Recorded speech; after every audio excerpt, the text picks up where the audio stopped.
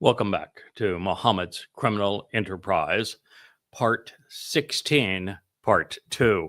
We had a little technical mishap in the beginning, approximately 7 minutes into our previous attempt, but we have made the necessary corrections. The Wook is back on duty, and we are going to continue.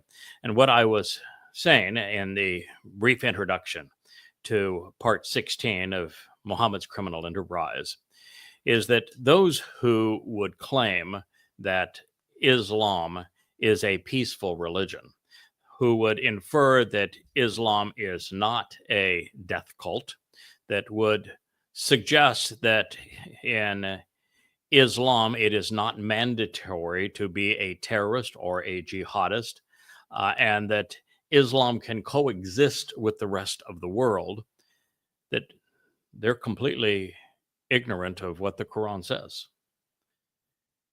Because the Quran is quite clear in all of the what they call Medina surahs, which are really the Yathrib surahs, those that were revealed during the first 10 years of the Islamic era, where Muhammad inspired and led 75 terrorist raids.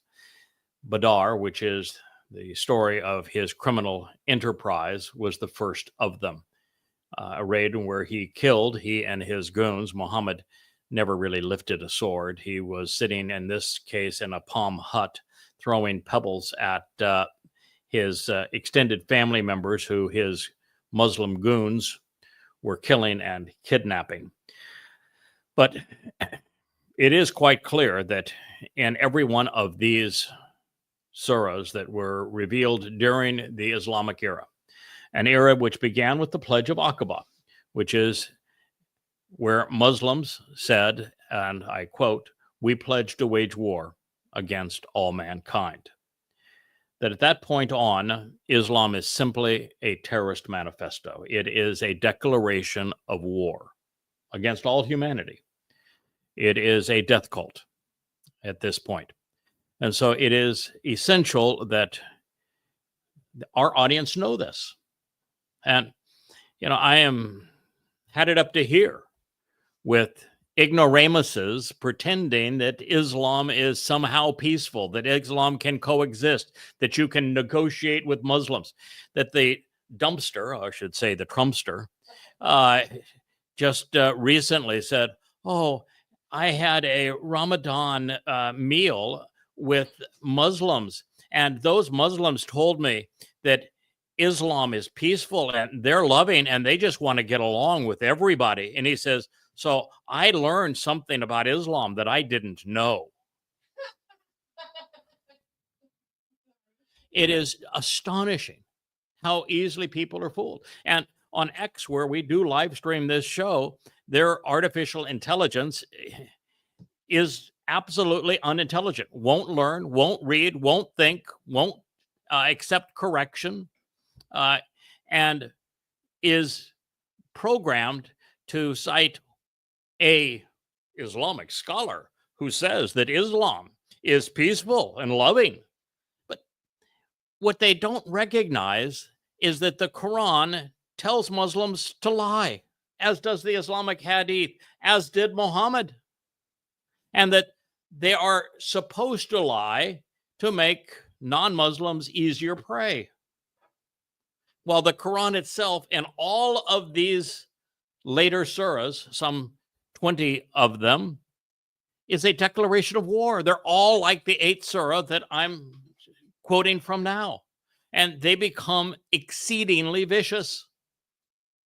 And that is the only Islam that exists, because in the first of these Medina surahs, the ones recited during the Islamic era after the Pledge of Aqaba to declare war on all humankind, there is Quran 2:106, which is the abrogation surah, which says anything that came before this that we've decided to contradict, well, it's annulled and it is replaced by whatever we say next.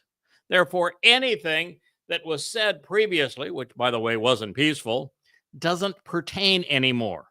You can quote all of the Kaabaville, which they call Mecca. It wasn't Mecca, it was Petra. But you can quote every one of those surahs.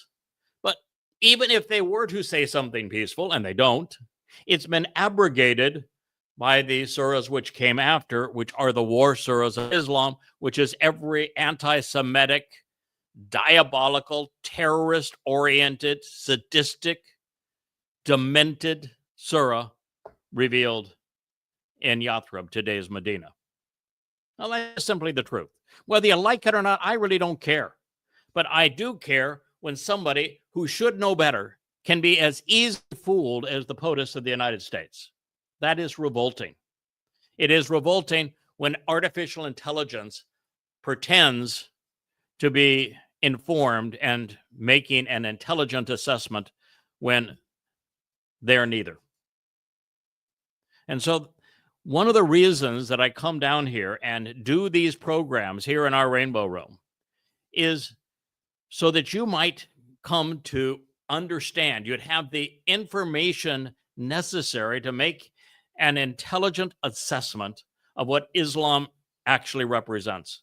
Because as a death cult, as a command by Allah in the Quran to fight and kill all non-Muslims until the only religion on earth is Islam, is incompatible with liberty and life. Incompatible. You either, according to the Quran, and therefore the essence of Islam, according to its wannabe God, Allah, you either are fighting to kill non-Muslims or you cease to be a Muslim, and they must fight and kill all non-Muslims until the only religion on earth is Islam. Quran 8:59. And let not those who disbelieve think that they can prevail from the punishment.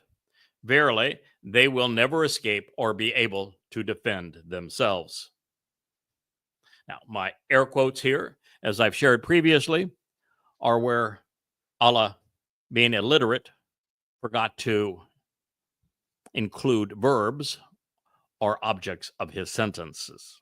So let, can, and from the punishment were actually omitted and had to be added by the translator to make Allah appear as if he were intelligent. So what does this say? It says, don't let any non-Muslim think that they can prevail not only from the punishment that Allah intends for them, but the punishment that Muslims are inflicting on them. Raping them, plundering them, killing them, terrorizing them, mutilating them, doing October 7th kind of stuff to them. Verily, they will never be able to defend themselves or escape. So from the Quranic point of view, Allah's point of view, Muslims must continue to pursue non-Muslims so that they feel the punishment of Islam, recognizing that there is never any escape from the onslaught of this religion. Does that seem acceptable to you? Would you acquiesce to that? Do you want to invite people who believe that this book was inspired by their God to act accordingly? Do you think that anyone on earth has the ability to change Islam based upon this? What are they going to do? Rewrite the Quran? Because this is what the Quran says.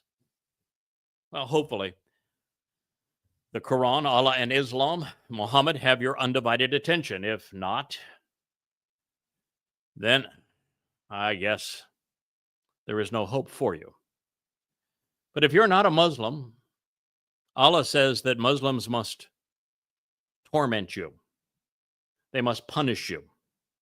They must continue to pursue you until you either capitulate and become a Muslim and worship this sadistic wannabe God, or they kill you. How's that set with you? Are you okay with that? Progressives obviously are. They're promoting Islam. They are the Islamic pimps. Fortunately, the sane can still prevail by being informed and enthusiastic, beginning with our support of Israel, which, of course, Islam's pimps want genocide committed against Israel. They want Israel obliterated. They want every Jew dead. That's what free Palestine means. That is what from the river to the sea, Palestine will be free, declares. Now, I would suggest the alternative: to join the creator God of the universe, Yahweh, and support Israel, and to oppose those who would abuse, rape, plunder, torture, terrorize, abduct, and commit acts of mass murder against Jews. Turns out Jews don't like that very much either.